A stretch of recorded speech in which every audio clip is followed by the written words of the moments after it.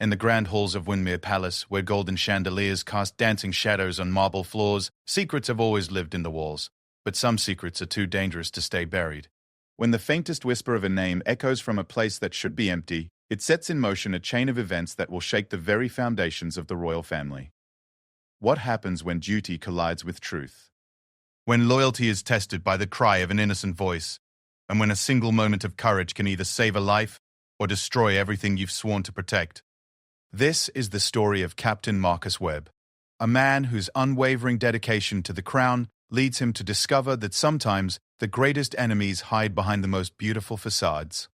It's about Charlotte Pemberton, a young woman whose whispered plea for help would echo through the corridors of power and change the course of history. Some doors are meant to stay closed, some secrets are meant to remain hidden. But when innocence calls out from the darkness, even the most loyal soldier must choose between following orders and following his heart. The attic door had been locked for 3 years. Nobody was supposed to be up there. Nobody should have been able to get up there.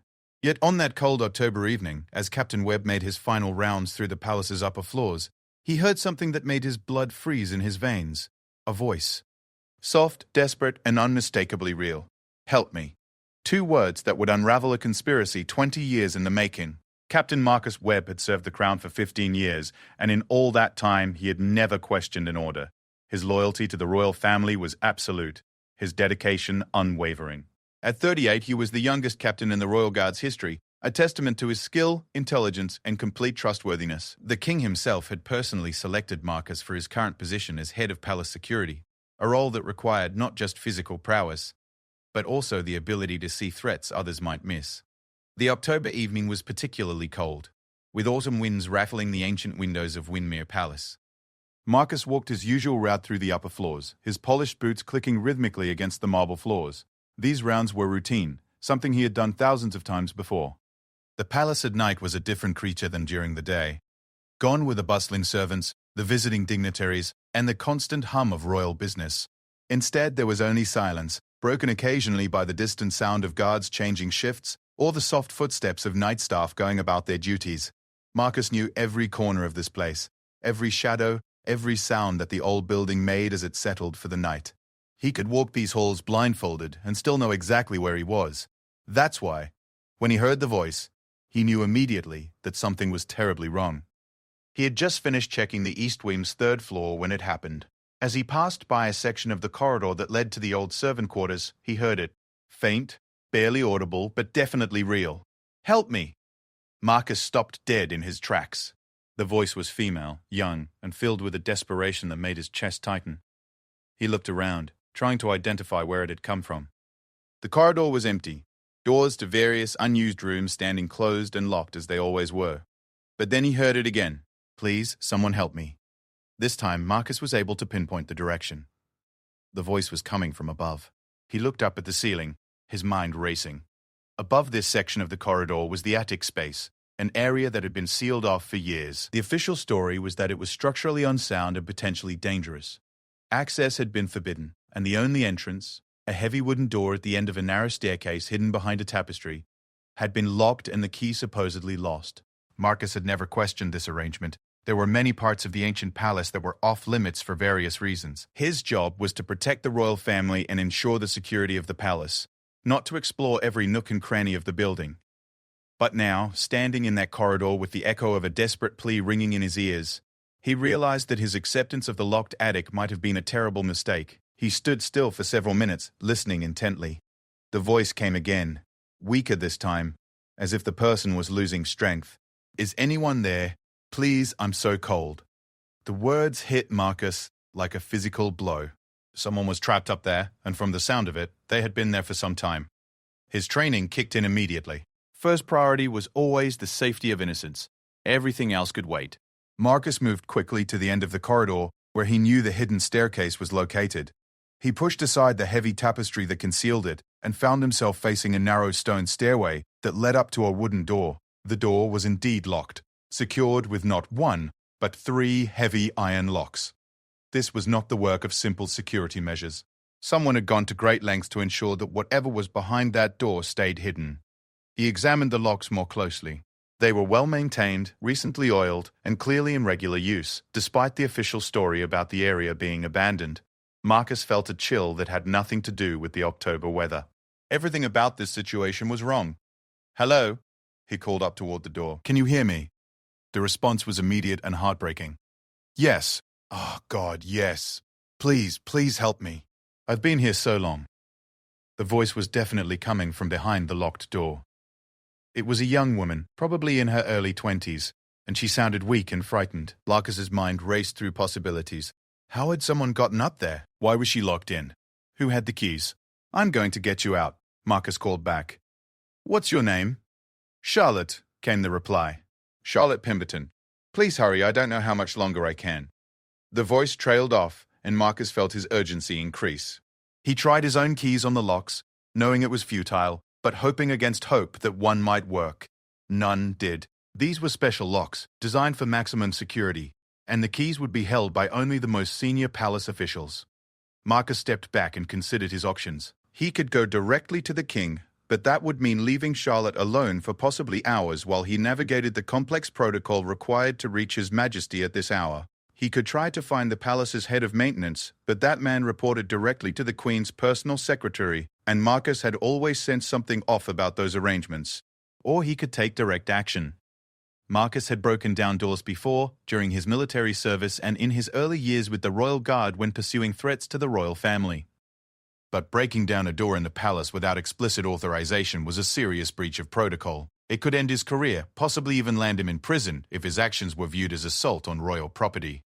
But as he stood there in the narrow stairway listening to the increasingly weak responses from Charlotte, Marcus realized that he didn't care about protocol anymore. Someone was in danger, possibly dying, and he was the only person who could help her right now. "Charlotte, I need you to move away from the door," he called up. "I'm going to break it open." "I can't move very well," came the weak reply. "I'm chained to the wall." Chained to the wall. The words hit Marcus like ice water. This wasn't an accident or a mistake. Someone had deliberately imprisoned this young woman in the palace attic. Someone with access to the highest levels of security. Someone who could order locks installed and keys hidden. Someone with enough authority that even the head of palace security had never been told the truth about what was behind that door. Marcus took 3 steps back down the stairway, then launched himself up at the door with all the force he could muster. His shoulder connected with the wood just below the top lock, and he heard something crack. Not the door, but possibly one of the lock mechanisms. He tried again, and this time the door shuddered visibly. On the 3rd attempt, the door burst open with a crash that echoed through the palace corridors. Marcus stumbled into the attic space and immediately understood why this area had been kept secret. The room was larger than expected and had clearly been prepared for long-term habitation. There was a small bed, a chamber pot, a few basic pieces of furniture, and several oil lamps that provided dim light. But what made Marcus's blood run cold was the sight of the young woman chained to the far wall. Charlotte Pemberton was exactly as her voice had suggested, a woman in her early 20s, with long brown hair and blue eyes that held a mixture of hope and terror. She was dressed in a simple white dress that had seen better days, and attached to her right ankle was a heavy iron shackle connected to a chain that was bolted to the stone wall. The chain was long enough to allow her to move around most of the room, but not long enough to reach the door. She looked up at Marcus with an expression of disbelief and overwhelming relief. "You're real," she whispered. "I was starting to think I had imagined hearing footsteps out there." Marcus knelt beside her, examining the shackle. Like the door locks, it was well made and secure, requiring a specific key. But unlike the door, this was something he might be able to break with the right tools.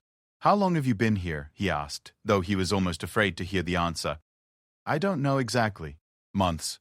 Maybe more than a year. They only bring me food occasionally, and I never see sunlight." Charlotte's voice was hoarse, probably from disuse. "I started to lose track of time." "Who brings you food? Who did this to you?" Charlotte's eyes darted toward the door, as if she was afraid that her captors might appear at any moment. "I can't tell you here," she whispered. "If they find out I've talked to anyone, they'll move me somewhere worse. Or kill me. They've threatened to before." Marcus nodded, understanding her fear, but he also knew that they couldn't stay here. The sound of the door breaking had been loud enough to potentially alert other palace staff, and if Charlotte was right about her captors being dangerous, they might be in immediate danger. "I need to get you out of here," he said. "Can you walk?" "I think so. I'm weak, but I can try." Marcus examined the chain more closely. The links were thick iron, beyond what he could break by hand, but the bolt holding it to the wall looked older and potentially more vulnerable. He braced his feet against the wall and pulled with all his strength. At first nothing happened, but on the third attempt, he heard the grinding of metal against stone. "It's working," Charlotte whispered, and Marcus could hear the hope in her voice. It took 10 minutes of careful work, but finally the bolt gave way. The chain was still attached to Charlotte's ankle, but she was no longer secured to the wall. Marcus helped her to her feet, noting how thin and weak she was. She had clearly been kept on minimal food for an extended period. "We need to get you somewhere safe," Marcus said. "But I need to know who did this. The king needs to know." Charlotte grabbed his arm, her grip surprisingly strong for someone in her condition. "You don't understand," she said urgently. "The king already knows." Marcus felt the world shift around him. "What do you mean? The king ordered this. He's the one who had me locked up here?"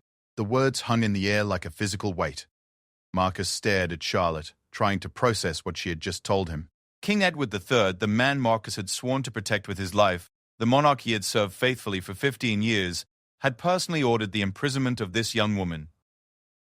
"That's impossible," Marcus said, but even as he spoke, pieces were falling into place in his mind. The special locks that only senior officials would have access to. The official story about the attic being structurally unsound. The fact that this area of the palace was specifically excluded from his regular security rounds. "I wish it were," Charlotte said, "but I was brought here on his direct orders. I heard him talking to the guards who took me. He said I knew too much and that I could never be allowed to leave."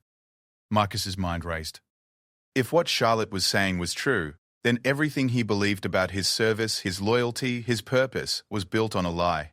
But looking at her, seeing the truth in her eyes, hearing the pain in her voice, he found that he believed her. "What do you know?" he asked. "What could be so dangerous that the king would risk something like this?" Charlotte glanced toward the door again, then back at Marcus. "Not here," she said. "If we're going to do this, we need to get somewhere safe first. But I warn you, once you hear what I have to say, there's no going back. You'll be as dangerous to them as I am." Marcus looked at this young woman, at the shackles still attached to her ankle, at the room that had been her prison for months or possibly years. Then he thought about the oath he had taken when he joined the Royal Guard. To serve and protect, to uphold justice, to defend the innocent. He had always thought that oath meant serving the king. Now he realized it might mean something very different. "Then let's go," he said, helping Charlotte toward the broken door. "But we need to be very careful." "If you're right about the king, then we're both in more danger than I initially realized."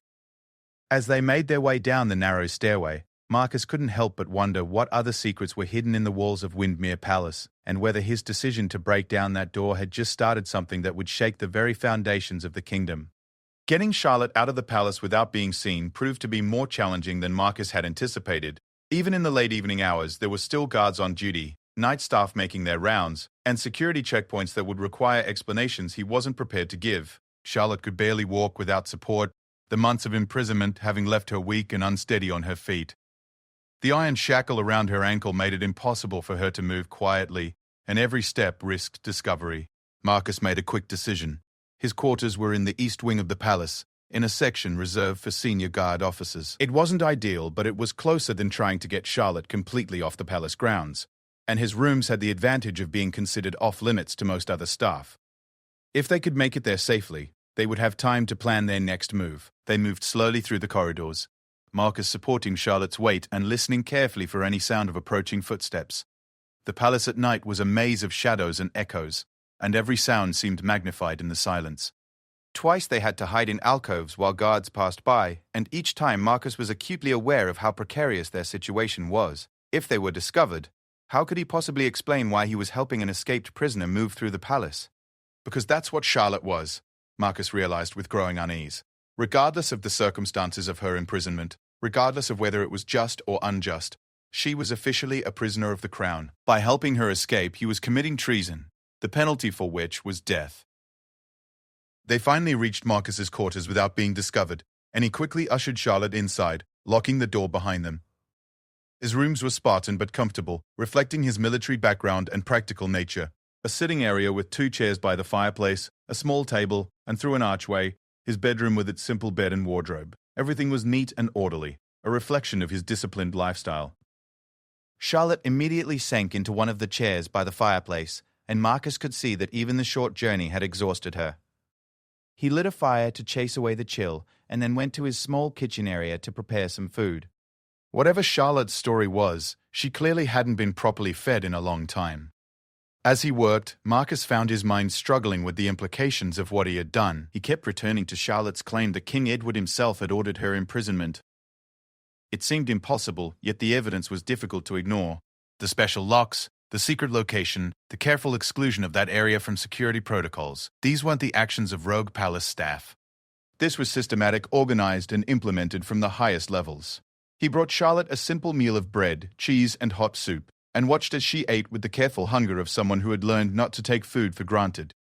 Only when she had finished eating did he finally ask the question that had been burning in his mind since they left the attic. "Now, tell me," Marcus said, settling into the chair across from her. "Tell me what you know that made the king willing to destroy everything I thought I knew about honor and justice."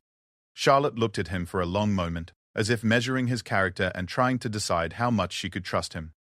"My name is Charlotte Pemberton," she began, "but that's not the name I was born with. My real name is Charlotte Whitmore, and I am the king's daughter." Marcus felt as if the floor had dropped out from under him. The king's daughter? That was impossible. King Edward had 3 children, all of them well known to the public: Prince William, the heir to the throne, Prince Henry, who served in the military, and Princess Margaret, who was involved in various charitable causes. There was no 4th child, no secret daughter. "I can see you don't believe me," Charlotte continued. "I understand why. Officially, I don't exist. But I am the result of an affair the king had 23 years ago with a young woman named Sarah Pemberton, who worked as a seamstress in the palace." Marcus listened as Charlotte told her story, and with each detail, his understanding of the world shifted further. According to Charlotte, her mother Sarah had been employed at the palace for several years when she caught the attention of the then Prince Edward. Their affair had been brief, but had resulted in Charlotte's conception. When Sarah discovered she was pregnant, she had initially kept it secret, hoping to handle the situation quietly. However, as her pregnancy progressed, it became impossible to hide. When Prince Edward learned of the situation, his reaction had been swift and calculated. Rather than acknowledge the child or provide support, he had arranged for Sarah to be sent away from the palace with a modest sum of money and explicit instructions never to contact the royal family again. Charlotte had grown up believing her father was a traveling merchant who had died when she was young. Her mother had worked various jobs to support them, never speaking of Charlotte's true parentage. It wasn't until Sarah was on her deathbed 3 years ago that she had finally told Charlotte the truth about her father's identity, and had given her a packet of letters and documents that proved the relationship. "My mother kept everything." "My mother kept everything," Charlotte said. Letters from my father, records of money he had sent in the early years, even a photograph of them together. She made me promise that I would never use the information to hurt the royal family, but she wanted me to know the truth about who I was.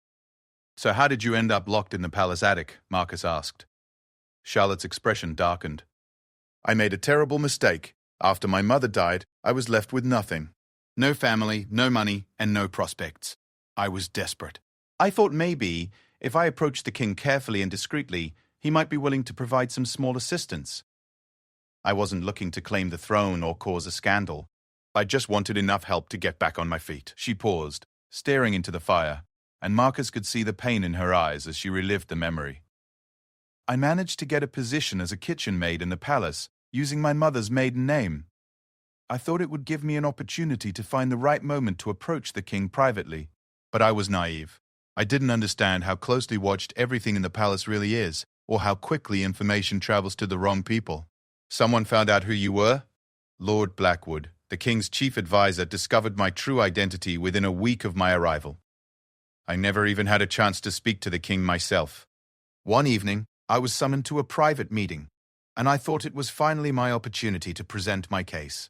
Instead, I found myself facing Lord Blackwood, the king, and several guards." Marcus knew Lord Blackwood well, though he had never liked the man.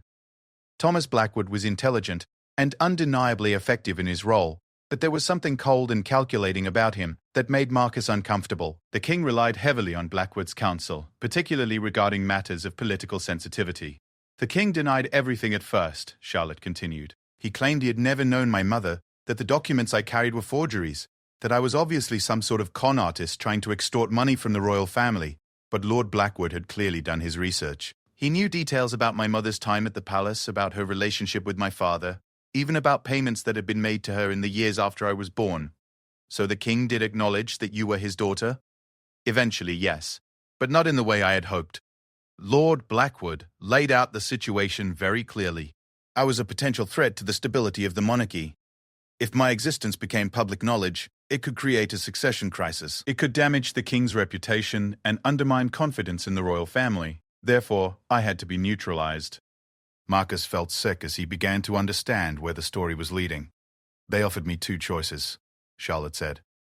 I could be given a large sum of money and sent to live in another country, far from England, with the understanding that I would never return and never speak of my parentage to anyone. Or I could be dealt with more permanently. And you chose exile? Charlotte shook her head bitterly. I tried to choose exile. I agreed to their terms. I was grateful just to be alive and to have the chance to start over somewhere else. But Lord Blackwood insisted that I was too dangerous to be allowed to leave. He argued that there was no way to guarantee I would keep my word once I was beyond their reach. He convinced the king that the only safe solution was to keep me under their direct control. So they imprisoned you? They told me it was temporary, just until they could figure out a more permanent solution. That was over a year ago. I think they were hoping I would simply die quietly, from illness or despair, and save them the trouble of having to make a more direct decision about my fate. Marcus stared at Charlotte, trying to process the full horror of what she had told him. The king, the man he had sworn to serve, had condemned his own daughter to a slow death in a hidden prison, all to protect his reputation and political position. It was a betrayal of everything Marcus had believed about honor, justice, and the nobility of service to the crown. Do you have proof of any of this? Marcus asked. Charlotte nodded. Lord Blackwood took most of my mother's documents, but I managed to hide one letter that proves the relationship. It's sewn into the lining of my dress. But Marcus, you need to understand what you're getting yourself into. If they find out that you've helped me, if they discover that you know the truth, they'll kill you. They can't afford to let this story get out. Marcus was quiet for a long time, staring into the fire and wrestling with the implications of Charlotte's revelation. Everything he had built his life around, everything he had believed about duty and service, had been revealed as a lie. The king he had served was not the honorable man Marcus had believed him to be, but a man willing to destroy his own child to protect his political position. There's something else, Charlotte said quietly. Something that makes this even more dangerous. Marcus looked at her, wondering what could possibly make the situation worse than it already was. I'm not the only one, Charlotte said. During the time I've been imprisoned, I've overheard conversations between the guards and Lord Blackwood. There have been others. Other inconvenient people who have disappeared into hidden rooms in the palace. Other threats to the royal family's reputation, but have been quietly eliminated. How many others? I don't know for certain, but I've heard at least 3 different names mentioned. People who apparently knew too much about the king's private affairs, or about corruption in the government, or about other secrets that the royal family couldn't afford to have revealed. Marcus felt a chill that went beyond the October cold. If Charlotte was right, then her imprisonment wasn't an isolated incident, but part of a systematic pattern of eliminating threats to the monarchy. How many people had disappeared over the years? How many families were wondering what had happened to loved ones who had simply vanished without a trace? We have to do something, Marcus said. This can't be allowed to continue. What can we do? Charlotte asked. Who would believe us? And even if someone did, who has the power to challenge the king? Lord Blackwood controls most of the information that reaches the public, and he has allies throughout the government. Anyone who tries to oppose them simply disappears. Marcus considered their options. Charlotte was right that their situation seemed hopeless. They had no allies, no proof that would be accepted by anyone in authority, and no way to safely get their story to the public. But Marcus had spent his entire adult life facing impossible situations, and he had learned that there was always a way forward if you were willing to be creative and take risks. There is someone, he said slowly. Someone who might be willing to help us if we can reach her. Who? Lady Margaret Thornton, the Queen's sister. She's never liked Lord Blackwood, and she has her own network of contacts outside the palace. If anyone would be willing to listen to our story and help us find a way to expose the truth, it would be her. Charlotte looked skeptical. But she's part of the royal family. Why would she be willing to act against the king? Because Lady Margaret has always believed that the monarchy's strength comes from its moral authority, Marcus explained. She's opposed to anything that undermines that authority, even if it comes from within the royal family itself. And because she's independently wealthy and has no political ambitions of her own, she's one of the few people in the royal circle who can't be easily threatened or bought off. How do we reach her? Marcus was already formulating a plan. Lady Margaret maintains a private residence about 20 miles from the palace. She often retreats there when she wants to avoid palace politics. If we can get there safely, we might be able to present our case to her without Lord Blackwood or the king knowing about it. And if she doesn't believe us, if she decides to turn us in? Marcus looked at Charlotte, seeing the fear and exhaustion in her eyes, but also a determined strength that impressed him. She had survived months of imprisonment and psychological torture, yet she was still willing to fight for the truth. Then we'll probably die, Marcus said honestly. But if we do nothing, you'll die anyway, and other innocent people will continue to disappear. At least this way, we have a chance to stop it. Charlotte was quiet for several minutes, considering their options. Finally, she nodded. All right, she said. Let's try to reach Lady Margaret. But we'll need to be very careful about how we leave the palace. By now, they've probably discovered that I'm missing, and they'll be looking for both of us. Marcus had been thinking about the same problem. The palace would be thoroughly searched once Charlotte's absence was discovered, and their escape route would need to avoid all the normal security checkpoints and guard stations. I have an idea about that, he said. But first, we need to do something about that shackle around your ankle. It's too distinctive, and it will make it impossible for you to move quietly. Marcus retrieved a set of lockpicks from his desk, tools he had learned to use during his military service and had kept sharp through years of practice. The lock on Charlotte's shackle was well made, but not impossible to defeat with the right technique and enough time. It took nearly an hour of careful work, but finally the shackle clicked open and fell to the floor. Charlotte rubbed her ankle, wincing at the bruises and cuts left by months of wearing the heavy iron restraint. Now, Marcus said, we need to get you some different clothes and figure out how to get past the palace guards without being recognized. As he gathered supplies for their escape, Marcus couldn't help but think about how much his life had changed in just a few hours. This morning he had been a loyal servant of the crown, confident in his purpose and secure in his beliefs. Now he was a fugitive, helping an escaped prisoner and preparing to act against the direct interests of the king he had sworn to serve. But as he looked at Charlotte, as he thought about the other unnamed victims of the royal family's political calculations, Marcus realized that he felt more certain of his purpose now than he had in years. Sometimes loyalty meant more than blind obedience. Sometimes it meant standing up for what was right, even when it meant standing against everything you had previously believed in. The escape from Windermere Palace would be dangerous and difficult, but it was only the beginning. If they succeeded in reaching Lady Margaret, if they could convince her to help them, then they would be starting down a path that would either expose the truth about the royal family's crimes or get them both killed in the attempt. Marcus checked his watch. It was nearly midnight, and the palace would soon be entering its quietest period. If they were going to make their escape, now was the time to begin. The escape from Windermere Palace required every bit of Marcus's knowledge about the building's security systems and patrol schedules. Over his 15 years of service, he had memorized not just the official security protocols, but also the informal patterns and habits of the guards on duty. He knew which guards were most likely to be alert during the late-night hours, which ones might be dozing at their posts, and most importantly, which areas of the palace had brief gaps in coverage during shift changes. Marcus had given Charlotte a set of servant's clothes from his emergency supplies.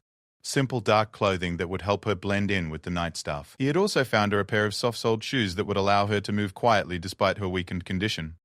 The transformation was remarkable. Dressed as a common servant with her hair hidden under a cap, Charlotte looked nothing like the refined young woman who had been imprisoned in the attic. Their route would take them through the oldest section of the palace, through corridors that had been built centuries ago and were now used primarily for storage and maintenance access.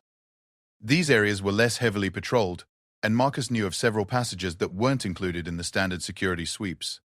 It would be a longer journey to reach the palace grounds, but it offered their best chance of avoiding detection.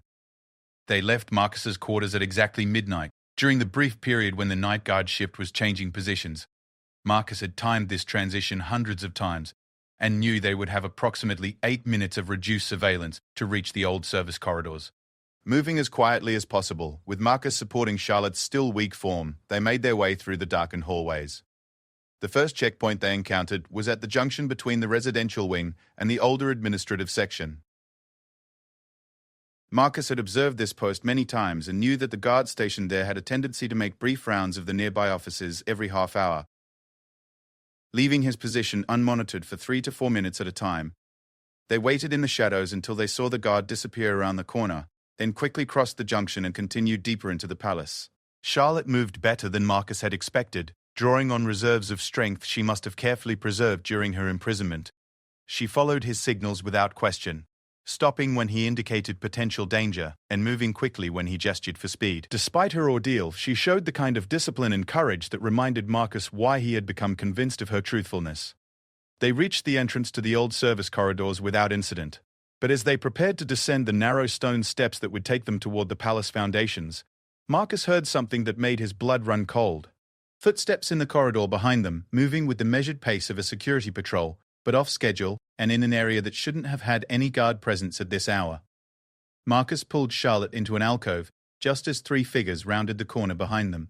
Even in the dim light, Marcus could see that these weren't regular palace guards. They wore the distinctive black uniforms of the King's Special Security Division, an elite unit that reported directly to Lord Blackwood and was used for the most sensitive operations.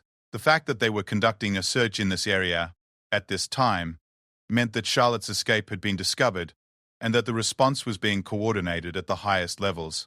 The 3 men paused at the entrance to the service corridors, and Marcus heard one of them speak in a low voice. Lord Blackwood wants them found before dawn. If they've reached Lady Margaret, we'll have a political crisis that could bring down the government. Check every room, every hiding place. And remember, Captain Webb is no longer considered a loyal officer. He's to be treated as hostile. Marcus felt a chill as he realized the implications. By helping Charlotte, he had crossed a line that put him beyond any possibility of mercy or forgiveness. Lord Blackwood had already written him off as a traitor, which meant that even if they were recaptured, Marcus wouldn't be given the opportunity to explain his actions or plead for clemency. They would both simply disappear, becoming more victims of the royal family's systematic elimination of inconvenient truths. The special security team split up, with 1 man remaining at the corridor entrance while the other 2 began searching the adjoining rooms. Marcus and Charlotte were trapped. They couldn't go back the way they had come, and they couldn't proceed down the service corridors without passing directly by the guard at the entrance. But Marcus remembered something from his early years at the palace, a detail from the building's architectural history that most people had forgotten. The alcove where they were hiding had once been part of a much larger chamber, and when the palace had been renovated 2 centuries ago, several of the original passages had been sealed rather than removed. If he was right, there should be a concealed entrance to one of those passages somewhere in the wall behind them. Moving as quietly as possible, Marcus began feeling along the stone wall, searching for any indication of a hidden door or panel. Charlotte watched anxiously as the sounds of the search grew closer, the special security officers methodically checking each potential hiding place. Marcus's fingers found what he was looking for, just as one of the searchers entered the adjoining room. A section of the wall that felt slightly different from the surrounding stone, with gaps around the edges that suggested it might be removable. He pressed against it experimentally and felt it give slightly. Working quickly but carefully, Marcus managed to shift the stone panel enough to reveal a narrow opening behind it. The passage beyond was completely dark and smelled of dust and age, but it appeared to extend into the palace's foundation structure. Without hesitation, Marcus helped Charlotte through the opening, then followed her and carefully repositioned the panel behind them. They found themselves in a narrow tunnel that ran parallel to the main service corridors but at a lower level. The passage was barely wide enough for 1 person, and the ceiling was low enough that Marcus had to crouch as they moved. But it was clearly part of the palace's original construction, and if it connected to other passages, as Marcus hoped, it might provide a way to reach the palace grounds without using any of the monitored routes. The tunnel was completely dark, forcing them to move by touch and instinct. Charlotte stayed close behind Marcus, 1 hand on his shoulder to guide her movement. They could hear the muffled sounds of the search continuing above them, but the thick stone walls provided enough sound insulation that they didn't need to worry about being overheard. After what felt like hours but was probably only 20 minutes, the tunnel began to slope upward, and they could see a faint light ahead. Marcus approached the light source cautiously and discovered that it came from a metal grating that opened into what appeared to be a storage cellar in one of the palace's outbuildings. The grating was secured from the inside, but the latch was old and corroded. Marcus was able to force it open without too much difficulty, and they emerged into a cellar filled with gardening equipment and seasonal supplies. A wooden staircase led up to what Marcus hoped would be an exit to the palace grounds. The door at the top of the stairs was unlocked, and they found themselves in a small gardening shed about 200 yards from the main palace building. Through the windows, Marcus could see lights moving in several sections of the palace, confirming that a major search operation was underway. But they were now outside the palace itself, and the immediate security perimeter was much less comprehensive. Marcus had planned this part of their escape carefully. His personal vehicle was parked in the officers' section of the palace motor pool, but retrieving it would require passing through a security checkpoint and would create a record of their departure. Instead, he had identified an alternate transportation option that would be much harder to trace. The palace maintained a fleet of service vehicles for groundskeeping and maintenance operations, and these were kept in a separate facility with much lighter security. Marcus had observed the procedures for accessing these vehicles and knew that the overnight security was minimal. More importantly, the service vehicles were not equipped with the tracking systems that monitored all official palace cars. Getting to the service garage required crossing about half a mile of open ground, but the palace grounds were extensive and included several wooded areas that would provide cover. Marcus led Charlotte through a carefully planned route that avoided the main pathways and security lights, using his knowledge of the ground's layout to stay in the shadows. They reached the service garage without incident, and Marcus was relieved to find that his observations about the security had been accurate. The building was locked, but it was a standard mechanical lock rather than an electronic system, and Marcus was able to pick it without difficulty. Inside, they found exactly what Marcus had hoped for: a small delivery truck that was used for transporting supplies between the palace and various royal properties. The keys were hanging on a hook near the door, following the casual security protocols common for vehicles that were considered low-value targets. Marcus started the truck and carefully drove out of the garage, closing the door behind them to delay discovery of the theft.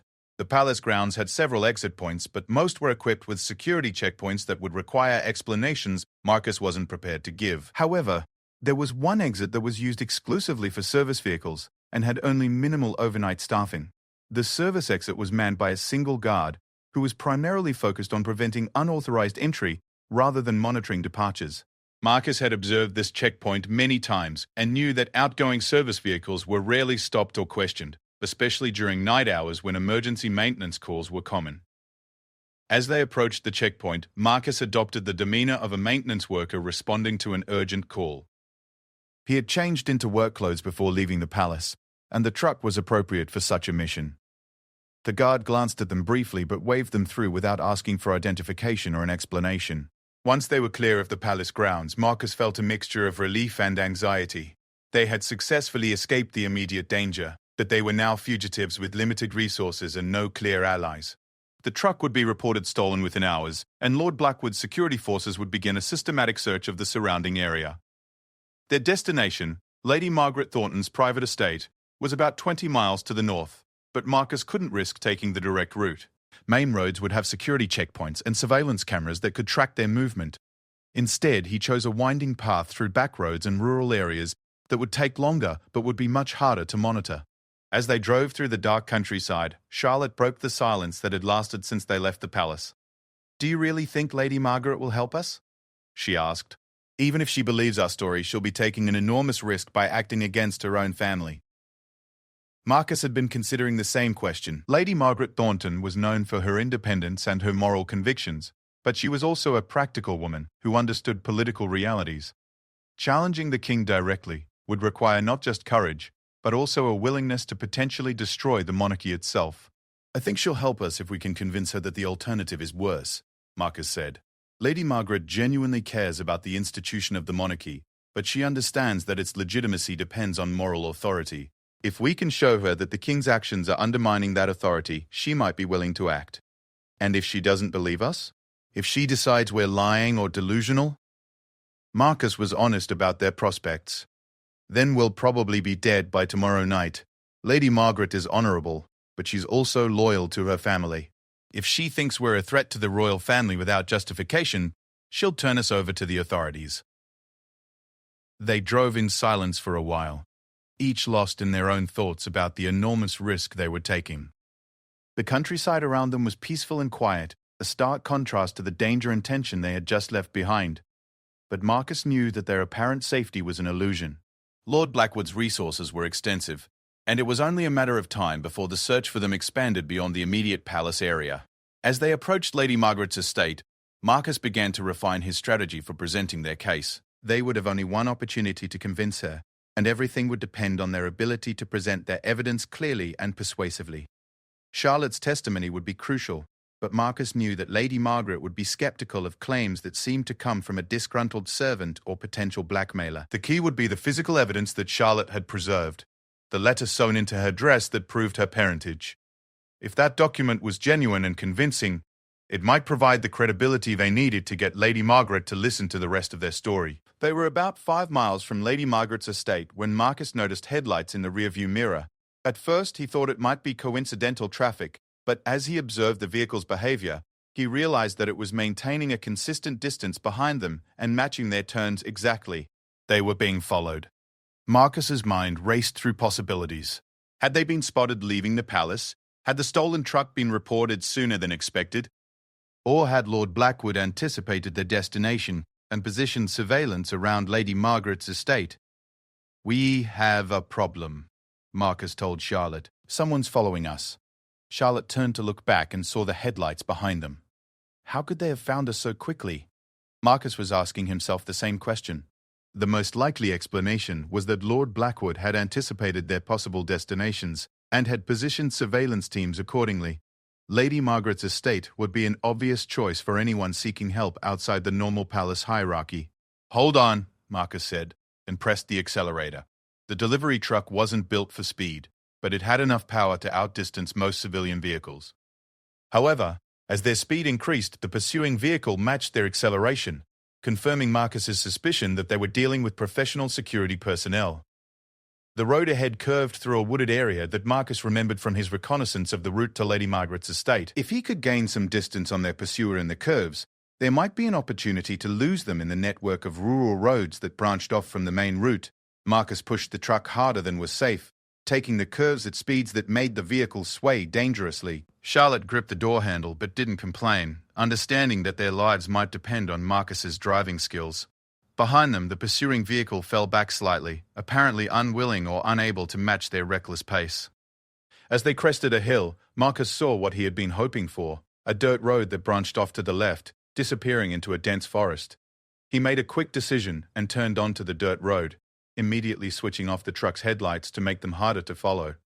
The dirt road was rough and narrow, clearly designed for farm equipment rather than regular vehicles. Marcus drove by moonlight, hoping that the uneven surface and poor visibility would make it impossible for their pursuers to maintain the chase. After about 2 miles, the road forked, and Marcus chose the path that seemed to head back toward the general direction of Lady Margaret's estate.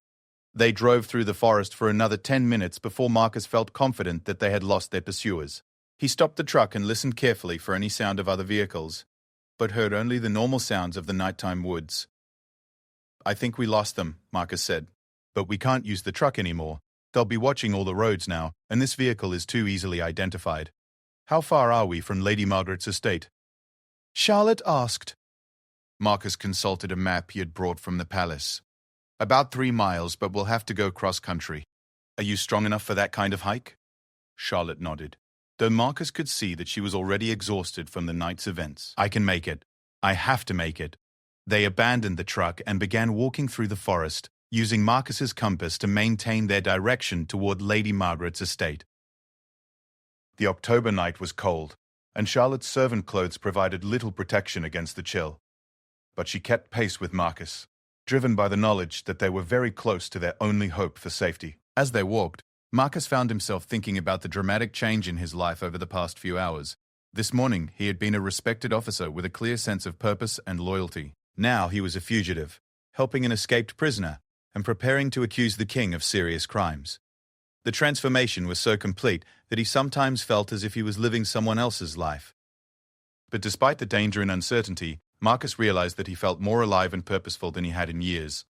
For the first time since joining the Royal Guard, he was acting based on his own moral convictions rather than simply following orders. The risk was enormous, but so was the potential reward, the chance to expose the truth and possibly save other innocent lives. They emerged from the forest as the first light of dawn was beginning to appear on the horizon. Ahead of them, across a meadow still wet with dew, they could see Lady Margaret Thornton's estate, a magnificent manor house surrounded by beautiful gardens and outbuildings. It represented either their salvation or the place where their desperate gamble would come to an end. "This is it," Marcus said. "Are you ready?" Charlotte looked at the manor house, then at Marcus. Despite everything she had been through, her eyes showed determination rather than fear. "I've been ready for over a year," she said. "Let's go tell the truth." Lady Margaret Thornton's estate, Rosewood Manor, was everything Marcus had expected from the king's sister-in-law. The sprawling Georgian mansion sat amid perfectly manicured gardens with ivy-covered walls and tall windows that caught the early morning light. Despite the early hour, Marcus could see lights in several windows, suggesting that Lady Margaret was an early riser or perhaps had been expecting visitors. Getting to the front door proved more challenging than Marcus had anticipated. The estate was surrounded by a low stone wall with iron gates, and while it wasn't heavily fortified like the palace, it clearly had some security measures in place. Marcus observed the grounds for several minutes, looking for signs of guards or surveillance equipment, but saw nothing that suggested military-level protection. They approached the front gate, which was closed but not locked. Marcus had to make a quick decision about how to present themselves. Arriving unannounced at dawn, dressed in servants' clothing and clearly exhausted from their escape, they hardly looked like appropriate visitors for someone of Lady Margaret's social standing. But they had no choice except to tell their story directly and hope that Lady Margaret's reputation for moral courage was accurate. Marcus rang the bell at the front gate, and after a few minutes, they were approached by an elderly man in a butler's uniform, who looked both surprised and slightly suspicious at their appearance. "May I help you?" the butler asked, his tone polite but wary. "I need to speak with Lady Margaret immediately," Marcus said. "My name is Captain Marcus Webb of the Royal Guard, and this is a matter of urgent national importance." The butler's expression changed slightly at the mention of Marcus's official position, but he still seemed uncertain about allowing them onto the property. "Lady Margaret is not currently receiving visitors," he said. "Perhaps if you could state your business, I could arrange for an appointment at a more appropriate time." Marcus realized that their disheveled appearance and early morning arrival had created exactly the wrong impression. He needed to establish his credibility quickly and convince the butler that this was genuinely an emergency. "I understand how this must appear," Marcus said, "but I'm carrying information about threats to the royal family that Lady Margaret needs to hear immediately. Lives are in danger, and every hour we delay increases the risk." The butler studied Marcus carefully, clearly trying to assess whether he was dealing with a legitimate emergency or some sort of elaborate deception. After a long moment, he nodded. "Very well. Please wait here while I speak with Lady Margaret. I make no promises, but I will explain your request." The butler disappeared back into the house, leaving Marcus and Charlotte standing at the gate in the growing daylight. Marcus used the time to coach Charlotte on how to present her story. Lady Margaret would be skeptical of dramatic claims, and their credibility would depend on providing specific, verifiable details that supported their allegations. After about 10 minutes, the butler returned with a woman Marcus recognized immediately. Lady Margaret Thornton was in her early 50s, with graying hair and intelligent blue eyes that seemed to take in everything at once. She was dressed in a simple morning gown, but her bearing and manner clearly indicated her aristocratic background and strong personality. "Captain Webb," Lady Margaret said, her voice carrying both authority and curiosity. "James tells me you have urgent information about threats to the royal family. I must say, your appearance suggests you've had quite an eventful evening." "Yes, my lady," Marcus replied. "I apologize for the early hour and our appearance, but the situation couldn't wait for normal protocols. May we speak privately?" Lady Margaret studied both Marcus and Charlotte for a moment, her sharp eyes taking in details that others might miss. Marcus could see her noting Charlotte's servant's clothing, the exhaustion evident in both their faces, and the nervous tension that suggested they were either genuine refugees or very accomplished actors. "Very well," Lady Margaret said finally. "Come up to the house. James, please have Mrs. Morrison prepare some breakfast for our guests. They look as if they haven't eaten properly in some time." The interior of Rosewood Manor was as impressive as its exterior, with high ceilings, antique furnishings, and artwork that spoke of both wealth and refined taste. Lady Margaret led them to a private sitting room that overlooked the estate's gardens, gesturing for them to take seats by a fireplace where a fire was already burning warmly. "Now then," Lady Margaret said, settling into a chair across from them. "Tell me what's so urgent that it brings the head of palace security to my door at dawn, accompanied by what appears to be a servant girl in considerable distress." Marcus had rehearsed his opening in his mind during their journey, but now that the moment had arrived, he found it difficult to know where to begin. The story was so extraordinary that he feared Lady Margaret would dismiss it as fantasy before he could present the evidence. "My lady," Marcus began, What I'm about to tell you will be difficult to believe, but I have proof of everything I claim. Yesterday evening, I discovered a young woman who has been secretly imprisoned in the palace for over a year on the direct orders of King Edward. Lady Margaret's expression didn't change, but Marcus saw her eyes sharpen with attention. She gestured for him to continue.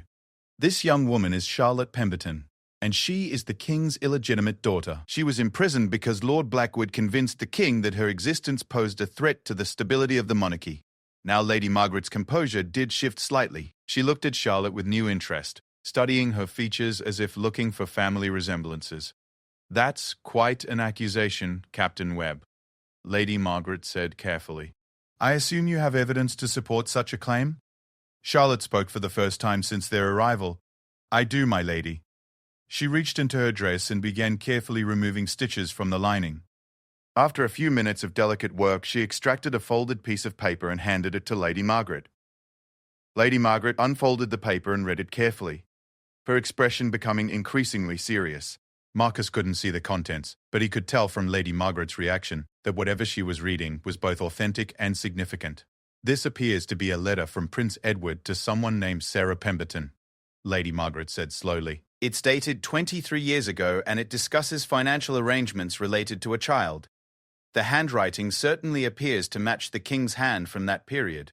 Sarah Pemberton was my mother, Charlotte said. She kept that letter, along with others, as proof of their relationship and of my parentage. I only learned the truth about my father when she was dying 3 years ago. Lady Margaret set the letter aside and looked directly at Charlotte. Tell me about your mother. How did she meet Prince Edward? Charlotte told the story of her mother's employment at the palace, her relationship with the then Prince Edward, and the circumstances of Charlotte's birth and early life. Lady Margaret listened without interruption, occasionally asking for clarification about specific details. Marcus could see that she was testing Charlotte's story for consistency and plausibility. And how did you come to be imprisoned in the palace? Lady Margaret asked. Charlotte explained her desperate decision to seek help from the king after her mother's death, her brief employment as a kitchen maid, and her discovery by Lord Blackwood. She described the confrontation with the king and Lord Blackwood, the impossible choice she had been offered, and the reality of her imprisonment over the past year. When Charlotte finished her story, Lady Margaret was quiet for several minutes, clearly processing the implications of what she had heard. Marcus could see that she was struggling with the same disbelief and horror that he had experienced when first learning the truth. Captain Webb, Lady Margaret said finally, how did you discover Miss Pemberton's imprisonment?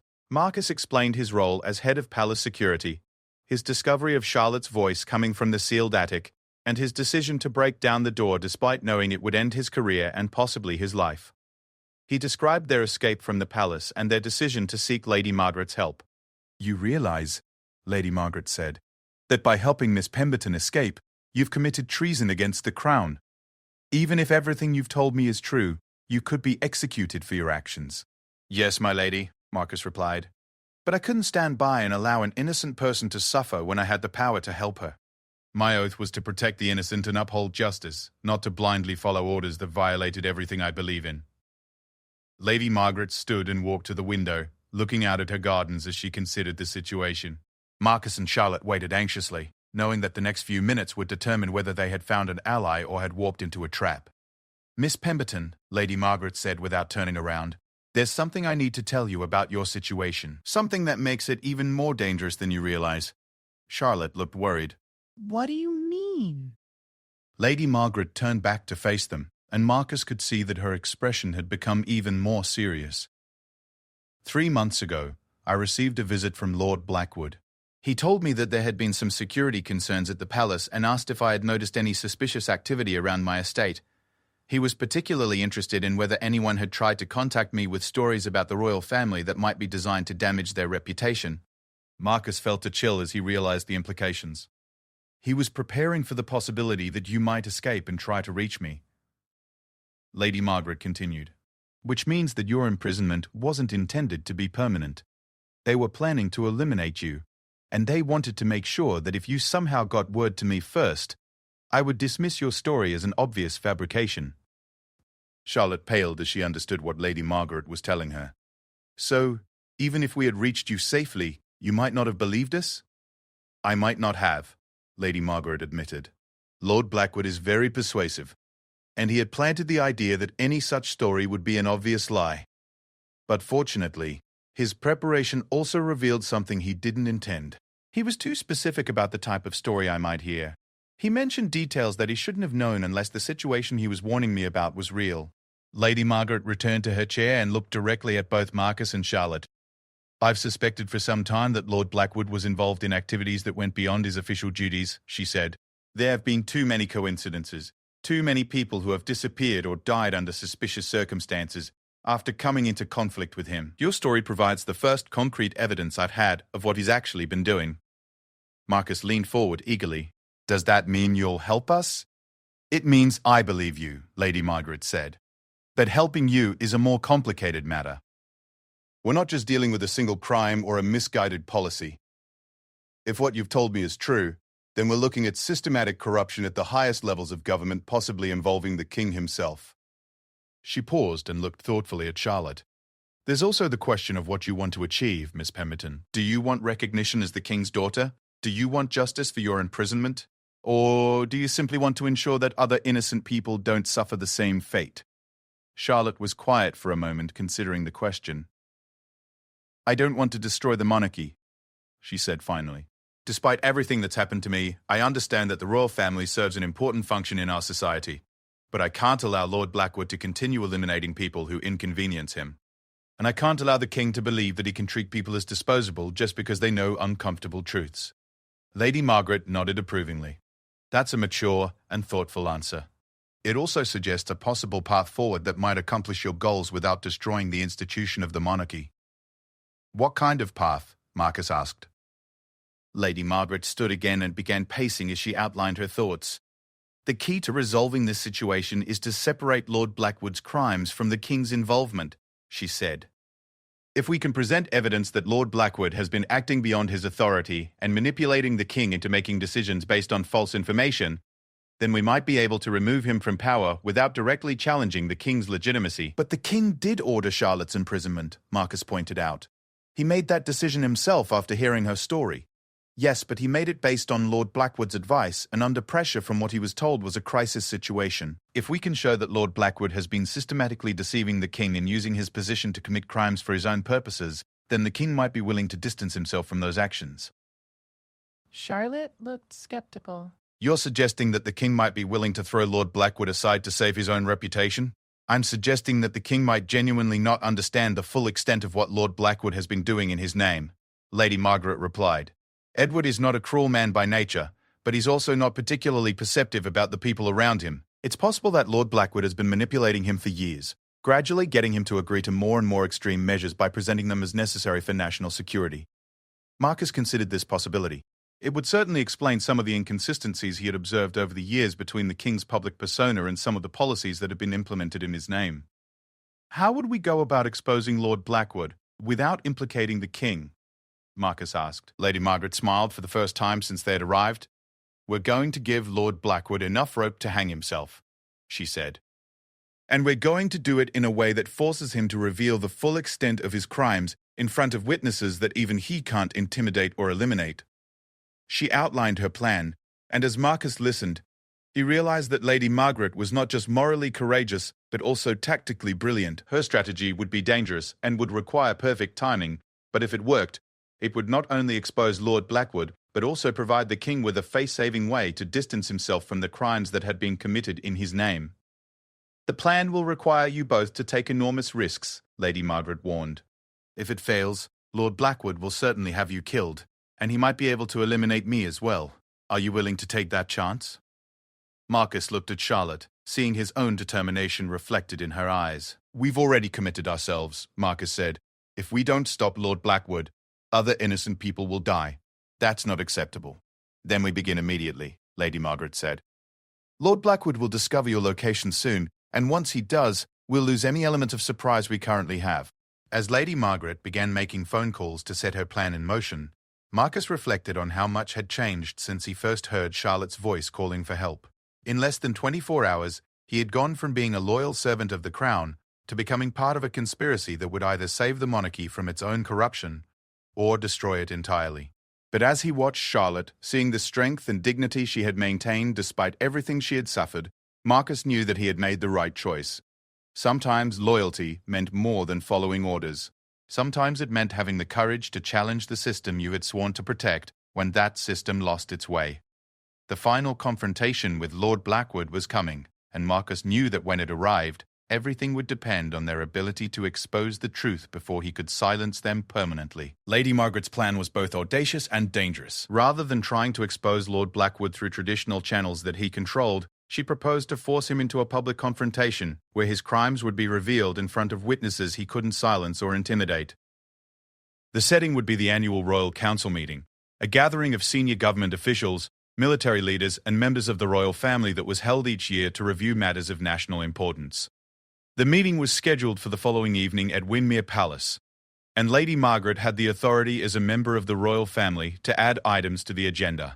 She would use this privilege to call for a review of palace security procedures, ostensibly motivated by concerns about recent security breaches. This would force Lord Blackwood to attend and would give them an opportunity to present their evidence in front of an audience that included some of his political rivals and potential allies of Lady Margaret. The first challenge was getting Marcus and Charlotte back into the palace without being detected. Lord Blackwood's security forces were undoubtedly watching all the normal entry points and would be expecting them to try to flee the country rather than return to the scene of their escape.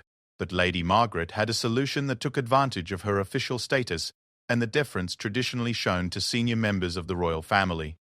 As the Queen's sister, Lady Margaret had the right to bring personal staff and advisors to official palace functions. She would enter the palace through the main entrance with a small entourage that would include Marcus and Charlotte, disguised as members of her household. Once inside, they would have access to the palace's internal areas and would be able to position themselves for the confrontation with Lord Blackwood. The disguises Lady Margaret provided were elaborate and convincing. Marcus was transformed into a senior household manager, complete with formal clothing and credentials that would allow him to move freely through most areas of the palace. Charlotte became a personal secretary, with appropriate clothing and documentation that established her as a trusted member of Lady Margaret's staff. More importantly, Lady Margaret had spent the day gathering additional evidence to support their case.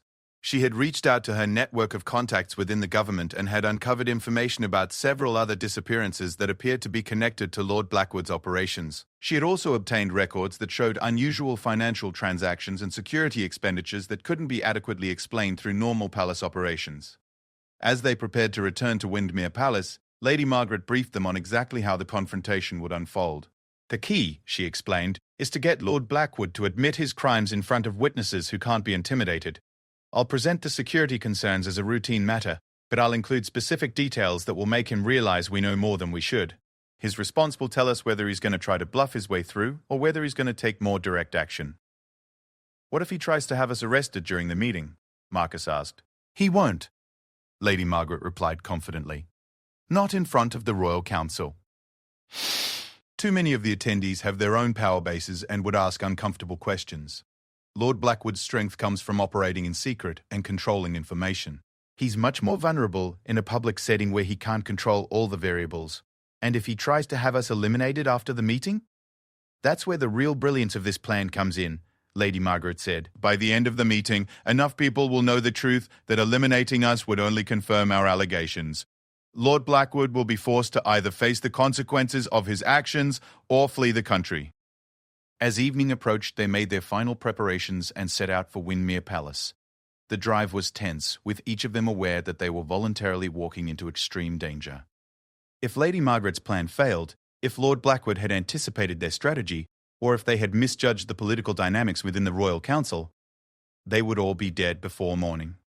The palace was magnificent in the evening light, its windows glowing warmly and its gardens perfectly maintained. For Marcus, returning to the place he had called home for 15 years felt surreal. Less than 48 hours ago, he had been the loyal head of palace security. Now he was returning as a fugitive and potential assassin of the very system he had once served. Lady Margaret's status allowed them to enter through the main entrance without the security screenings that would have exposed their true identities. Marcus found himself walking through corridors he knew intimately, past guards who had served under his command, and into rooms where he had once felt completely at home. The familiar surroundings made the magnitude of his betrayal feel even more profound. The Royal Council meeting was held in the palace's most formal conference room. a magnificent space with portraits of previous monarchs on the walls and a massive mahogany table that could seat 30 people. As they entered, Marcus could see that most of the attendees had already arrived, including several people he recognized as potential allies or enemies. King Edward sat at the head of the table, looking every inch the monarch in his formal evening wear. To his right was Lord Blackwood, dressed in his usual impeccable style and wearing the calm expression of a man completely confident in his position and power. Around the table were the other members of the Royal Council, senior government ministers, military leaders, judges, and aristocrats who collectively represented the highest levels of British society. Lady Margaret took her designated seat and gestured for Marcus and Charlotte to position themselves along the wall with the other staff members and advisors. From this position, they would be able to observe the proceedings while remaining relatively inconspicuous until the moment came for them to step forward. The meeting began with routine business, reports on economic conditions, military readiness, and various diplomatic matters.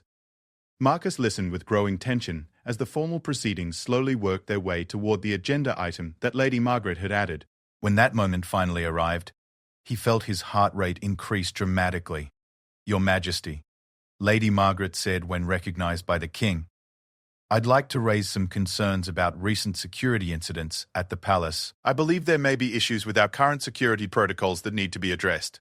King Edward looked mildly surprised. "What kind of security incidents, Margaret?" "Well, for example, there was an incident 2 nights ago involving an unauthorized person who was discovered in a restricted area of the palace. I understand that this person was able to move through the building undetected for some time before being discovered." Marcus saw Lord Blackwood's expression tighten slightly, though he maintained his composed demeanor. "I'm not aware of any such incident," the king said, looking toward Lord Blackwood for clarification. "There was a minor security matter," Lord Blackwood said carefully. "A confused servant who wandered into an area where she didn't belong. It was handled quietly to avoid unnecessary alarm." "I see," Lady Margaret said. "And where exactly was this confused servant found?"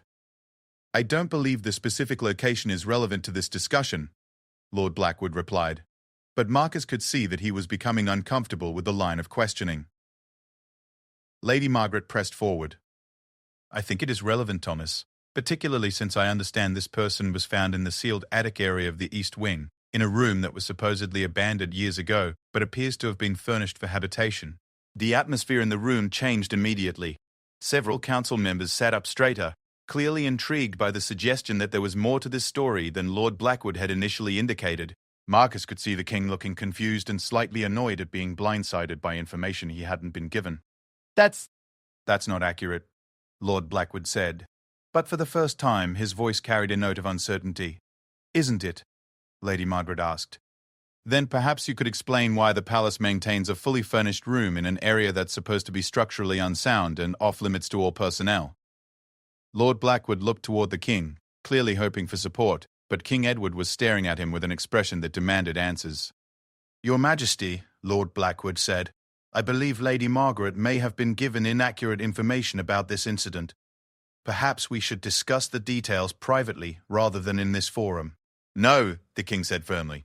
"If there are security issues that affect the palace, the Royal Council should be informed."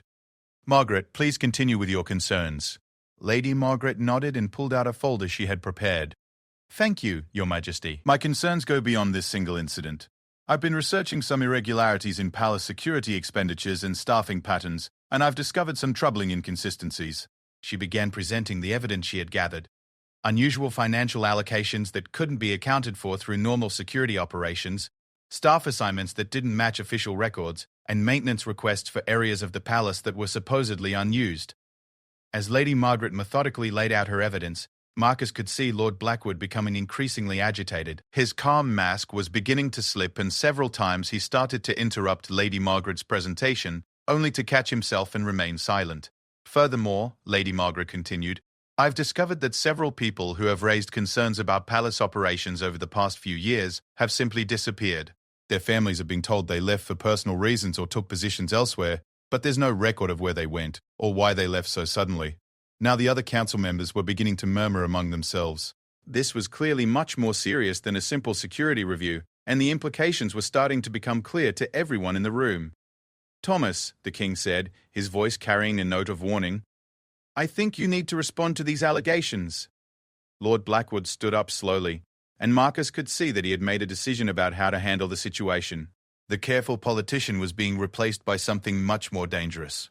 "Your Majesty," Lord Blackwood said, "I believe we're dealing with a coordinated attack on palace security by hostile elements who may be trying to destabilize the monarchy. Lady Margaret's evidence appears to have been provided by sources whose loyalty to the crown is questionable." What sources? Lady Margaret asked. "I haven't identified any sources." "Haven't you?" Lord Blackwood replied. "Then perhaps you could explain how you obtained such detailed information about palace security operations? And perhaps you could explain why Captain Marcus Webb, who was reported missing 2 days ago, along with a dangerous fugitive, is currently standing in this room disguised as a member of your staff." Every head in the room turned toward Marcus, and he realized that their plan had been discovered. Lord Blackwood had known they were coming and had allowed them to walk into the meeting so that he could discredit them in front of the entire royal council.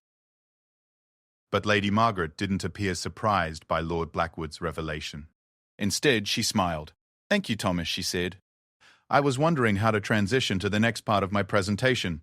Captain Webb, would you please step forward?" Marcus moved away from the wall, and Charlotte followed him. He could see the shock on the faces of the council members as they recognized him, and the confusion as they tried to understand what was happening. "Captain Webb," Lady Margaret said, "please tell the Royal Council what you discovered 2 nights ago in the palace attic." Marcus had rehearsed this moment, but standing in front of the most powerful people in the kingdom while Lord Blackwood glared at him with undisguised hatred was more intimidating than he had expected. He forced himself to speak clearly and factually. "2 nights ago, while conducting my normal security rounds, I heard a voice calling for help from a sealed area of the palace," Marcus began. "I investigated and found a young woman who had been imprisoned in a furnished room for over a year, chained to the wall and kept on minimal food." The murmurs around the table grew louder, and Marcus could see several council members looking at Lord Blackwood with new suspicion. "That woman is Charlotte Pemberton," Marcus continued, gesturing towards Charlotte. "She is here tonight, and she can tell you herself about her imprisonment and about why she was considered enough of a threat to justify such treatment." Lord Blackwood stood up again, his composure now completely abandoned. "Your Majesty," he said urgently, "you cannot allow this charade to continue. These people are fugitives and traitors. The woman is a dangerous impostor who has been trying to blackmail the royal family with false claims of illegitimate birth. Captain Webb has clearly been compromised and is no longer fit for his position." But King Edward was staring at Charlotte with an expression that Marcus couldn't read. Recognition? Fear? Guilt? It was impossible to tell, but it was clear that Lord Blackwood's explanation wasn't settling the matter. "Let her speak," the king said quietly. Charlotte stepped forward, and despite everything she had been through, she carried herself with a dignity that impressed everyone in the room. When she spoke, her voice was clear and strong. "Your Majesty," Charlotte said, "my name is Charlotte Pemberton, and I am your daughter." The statement hit the room like a thunderclap. Even those council members who had begun to suspect that something extraordinary was happening were clearly unprepared for this revelation.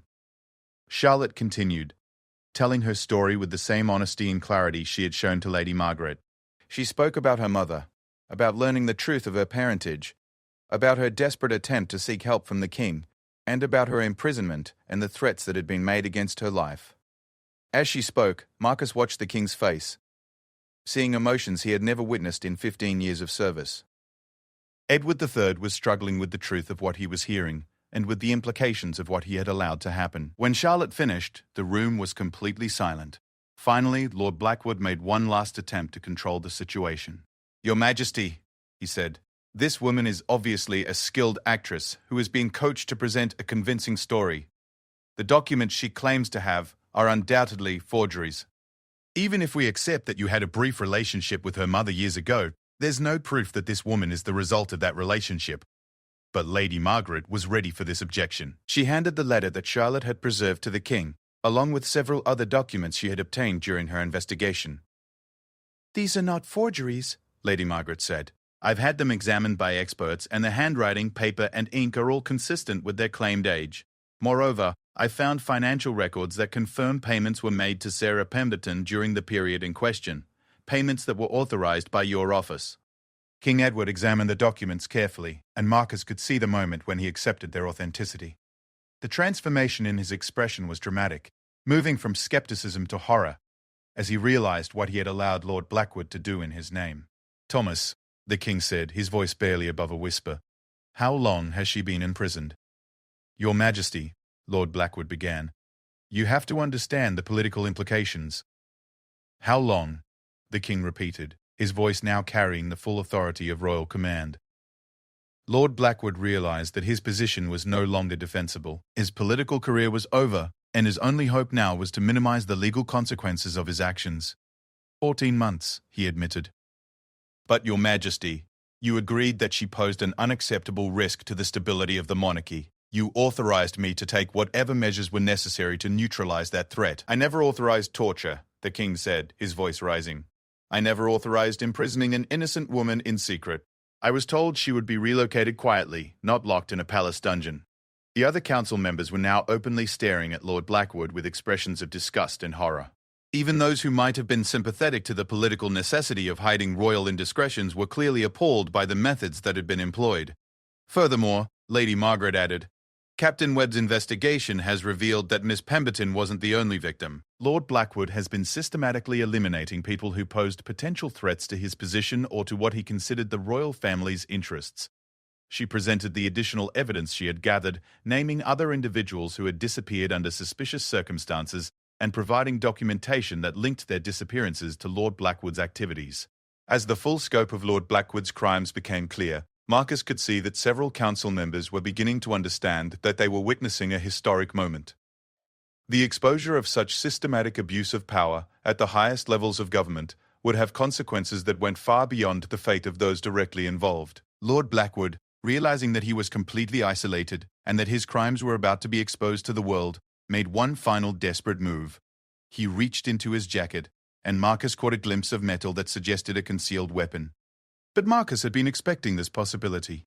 His years of military training and palace security work had taught him to recognize the signs of someone preparing for violence, and he was already moving before Lord Blackwood could draw his weapon. Marcus tackled Lord Blackwood before he could threaten anyone in the room, and the two men struggled briefly before other council members and palace guards intervened to restrain the former chief advisor.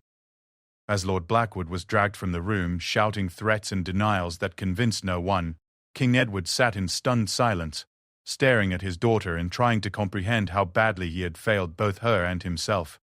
"Charlotte," he said finally, "I don't know how to begin to apologize for what has been done to you. I was deceived about the situation, but that doesn't excuse my failure to ensure that you were treated humanely." Charlotte looked at her father, and Marcus could see that she was struggling with emotions she had kept buried during her imprisonment. "I don't want to destroy your reign or damage the monarchy," Charlotte said. "I just wanted the chance to know my father, and I wanted to ensure that no one else would suffer as I have suffered." The king stood up and walked around the table to where Charlotte was standing. For a moment, Marcus thought he might embrace her, but instead he stopped just in front of her and looked directly into her eyes. "You have that chance now," he said. "And I give you my word that nothing like this will ever happen again under my authority." Lady Margaret stepped forward to address the council as a whole. "Obviously, this situation will require careful management," she said. "The crimes that have been committed must be investigated and prosecuted, but we must also consider how to handle the broader implications for the monarchy and the government." Over the next several hours, the Royal Council worked out the framework for moving forward. Lord Blackwood would be arrested and charged with kidnapping, false imprisonment, and other serious crimes. A full investigation would be conducted into his activities, with particular attention to the other disappearances that appeared to be connected to his operations. Charlotte's status would be acknowledged privately within the royal family, but her existence would not be announced publicly unless she specifically requested it. She would be provided with a generous settlement and the opportunity to build a relationship with her father and half-siblings if she chose to do so. Marcus would be restored to his position and given a formal commendation for his courage in exposing the crimes that had been committed. More importantly, new oversight mechanisms would be established to ensure that no single individual could again accumulate the kind of unchecked power that Lord Blackwood had wielded. As dawn broke over Windermere Palace, Marcus reflected on the extraordinary events of the past 3 days. He had gone from being a loyal servant of the crown to a fugitive and back to a hero, all because he had chosen to follow his conscience rather than his orders. Looking at Charlotte, who was finally free, and beginning to build a relationship with the father she had never known, Marcus felt a satisfaction deeper than any he had experienced in his professional life. Sometimes the most important victories were the ones that saved a single innocent life, even when that victory required challenging everything you had previously believed. The whisper that had changed everything had led to justice, redemption, and the exposure of corruption that might otherwise have continued indefinitely.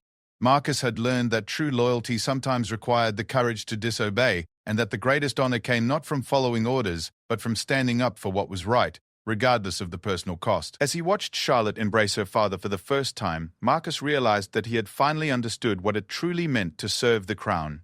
Not by protecting the powerful from the consequences of their actions, but by ensuring that justice and compassion remained at the heart of the monarchy's moral authority. The royal guard had kicked open the attic door after hearing Charlotte whisper, "Help me," and in doing so, he had opened the door to a future where such whispers would never again go unanswered.